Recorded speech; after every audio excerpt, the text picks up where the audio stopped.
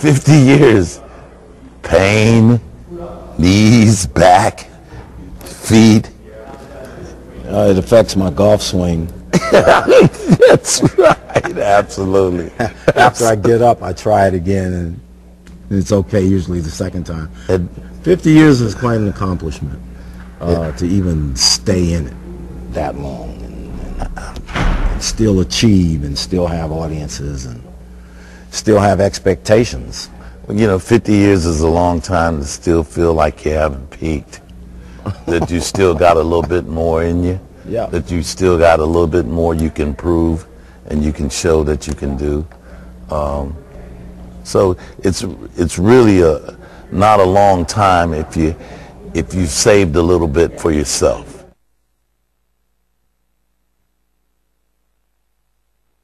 Well, the motivation is really to distill the desire to pay your bills, the desire to you know, you still want to be great. You still want to, you know, every time you come out there, you want to be able to put on a show that's worthy, and that people will go out and say that those guys still got it. There's still more to do. I mean, we've done movies, but not like we would like to do. We'd like to do more movies. We'd like to do more sitcoms. We'd like to get another hit record. She's a big talent and a very beautiful girl, and she's a hard worker, man. She deserves everything that they give her. She puts it all out there, and there's no shortchanging at all.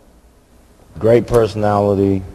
The sky's the limit for her, and she came to work every day, so anyone sharing the bill in a lesser status had no choice but to come to work every day. And see, and adding what Walt's saying, those people, they treated the whole project like a family. You know, when you meet the Rue McCullahans and the Mike Epps and the Cuba Goodens and those people, they made everything so family oriented. So that's why, I guess that's why the movie feels so good, because when we came to work as a family.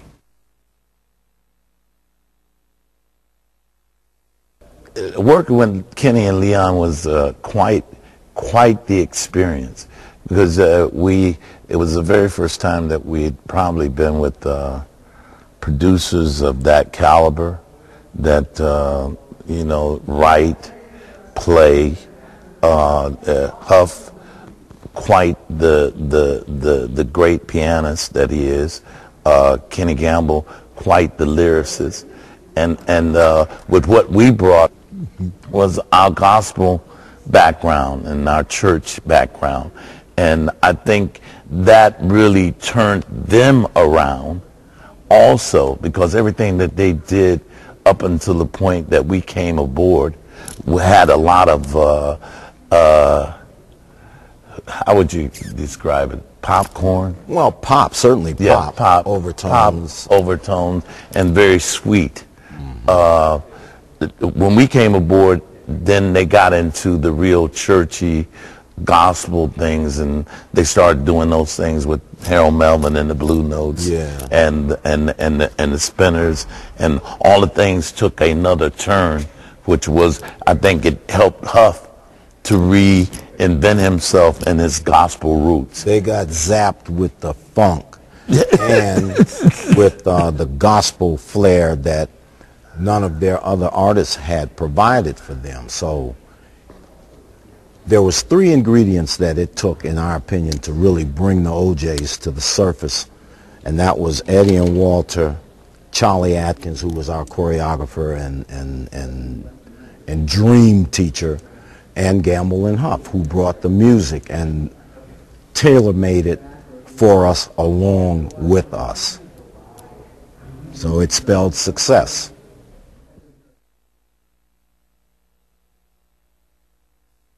I really don't know how it really came about. You know what I'm saying? Except for, I think I was in the right place at the right time. Gerald came to Eddie and Walter, and they told them about me. And so I had to go through boot camp. You know, I had to go through the rehearsals and just, I mean, for 2 years, you know what I'm saying, it still wasn't, you know, like, you know, the way that they're used to doing it. So I had to go through all of that. Now, as far as how does it feel, well, you know, I got a lot of mixed emotions, because not only did I learn the entertainment part, I learned the life part too. You know what I'm saying? I learned how to, you know, they raised me into being a man, where I thought I was a man when I came in. So there were so many things that I learned just by being in the group. It was more than just singing, and it was more than just dancing for Eric Grant, because I learned so much from these two guys, because they trial and error. You know, they lived it, and they were able to tell me not to do it. And even when I'm hard-headed sometimes and do it anyway, they say, see, I told you, because I did that. They did that before. So it's been a blessing in disguise for me. You already know, I mean, they've always been my idols. You know, they've been everybody in Cleveland's idols, you know, because they was one of the groups that really actually made it, you know, that became superstars. So, you know, it's just like when they came up in Canton and Lil Anthony and the Imperials came through, and Frankie Lyman and them came through, and they popped up groups all over. Well, the OJs did the same thing for us in Cleveland. When they made it, everybody wanted to be like the OJs. So, I mean, I could have never scripted this.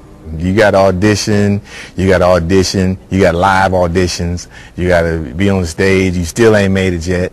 You know, like I said earlier, I was with them for 2 years before it actually was said that, you know, you're a part of. Because I had to go through Charlie Atkins. You know, I did the whole little 10-minute thing, but then you have to do a whole hour-and-a-half show and learn it and retain it, you know, and I had to go through that. At the Grand Ole Opry in Nashville, Tennessee, and that's when they told the audience that this is the newest member of the OJs. That was the news to me. I didn't have the news before then.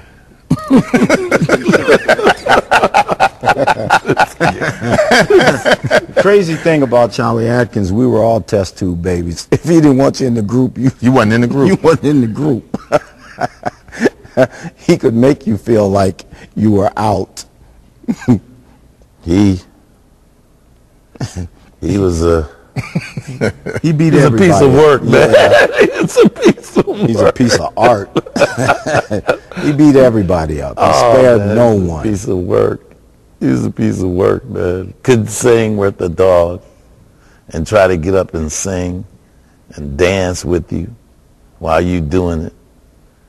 You're not on the right angle. Your foot should be on a 45 degree, over and over and over. And then, you know, but he would always say, repetition is the key to this. And now we know that, because now all we have to do is hear the music and the feet just get to moving. They don't, you know, all they hear is the music and they go. For different reasons, different people. The Platters, because they were really smooth and had great harmonies and really a tremendous lead singer. The Drifters, for the kind of choreography they did. The Cadillacs, certainly for the choreography that they did. But who I really could relate to a little better was Lil Anthony and the Imperials and Frankie Lyman and the Teenagers. I really liked them. I like the Motown groups too, especially the Temps, the Miracles, all influences on who and how it should be done, and stage presence and all of that. And later getting with Charlie, who taught all of them basically. It helped me to get it better. Some of the, you know, I stole from everybody, man. I stole from everybody. I stole from James Brown. I stole from Jackie Wilson. Stole from Sly Stone, Gladys Knight, Aretha Franklin. Anybody that would do something that I really liked, I would take it and I would use it to the best of my ability, because I don't think you could ever do anything like James Brown can do it, or like Gladys Knight. You got to do it like you do it. It's the same idea, the same premise, but all you can do is what you do. So all of these people had a great influence on me. Sly Stone. I stole from everybody, man. I stole from everybody. These two guys right here, man. These guys were thieves. That's right. That's right. That's right. And other than being thieves, these guys right here, I mean, they were the biggest influence for me, because I mean, again, like I said earlier, we wanted to be like them. That was our measure of success, you know. And then, of course, the Jackson 5 and the Temptations, James Brown. Yeah, I mean, I wanted that taste. That was influential for me. But this was the main thing that made me actually really want to do it, because it's like, even though I didn't know them at the time, you felt like you did know them, you know, because they were the cats from the hood. They was the guys that you could go down to the bar and you may see them there, or you may go to the mall, you may see them there. All kinds of crazy things would happen. And there was one particular gentleman that came to all the recording sessions. His name was Hippie Gilbert. And Hippie was a little short, fat guy, and he'd always call Walt, "Fighter." When we get in the session, you know, and Gamble and Humphrey, you know, every song that they wrote were great songs, but they wasn't all hits. And sometimes they needed us to come in there and add our little spice to it and make it a hit. And so Kerry he was also a writer also. So he'd always want us to do one of his songs. And so whenever he'd come to the session and they'd give us a song that he didn't really think was a great song, he'd go to Walt. He'd say, "Fighter, don't help him. Whatever you do, don't help him. Don't help him. I've got a song right here. You need to sing my song, but don't help him." And then he'd go in, Walt, we'd go in the studio and we'd do the song, and we'd come out and everybody would be talking about, "It's great." He'd look at Walt and say, "Fighter, you helped him." That, to me, you know, it's still one of those things that stick in my mind. You know, he was a great character, and you know, that was one of the funny moments. That's some of the good times. There were times when we had catastrophes too, like we would do. There was one particular song that we did called "When the World's at Peace," and I'd done this song I used this very gruffy, growly voice and made my voice real scruffy. And doing the song, it was a great take, and we all knew that it was great.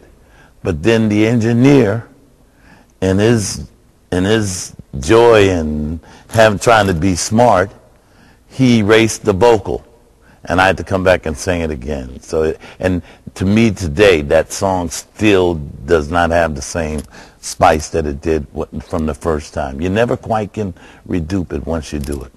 I used to go in and watch how Gamble and Huff put songs together rhythmically, because what they wrote on the chart, they didn't always stick to that, because maybe a guitar player would play something that was different and they like it, and then they had to make everyone else work with that particular lick.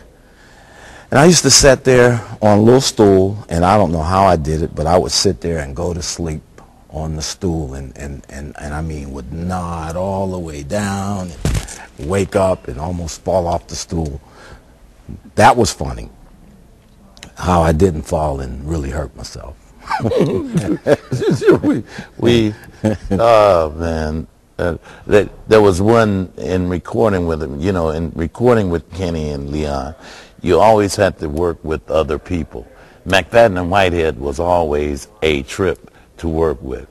Bonnie Sigler he wrote the song Let Me Make Love to You.